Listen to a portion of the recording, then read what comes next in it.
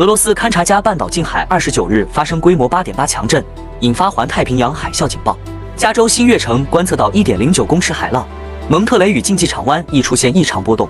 洛杉矶气象局指出，圣路易斯港几分钟内由低潮转为高潮，形成快速破坏性海浪，呼吁民众避免前往沿海地区。夏威夷虽已降级警报，但仍警示强烈洋流。美国西岸多州持续戒备。加拿大不列颠哥伦比亚省亦发布警报，哥伦比亚政府则紧急撤离东岸沿海居民。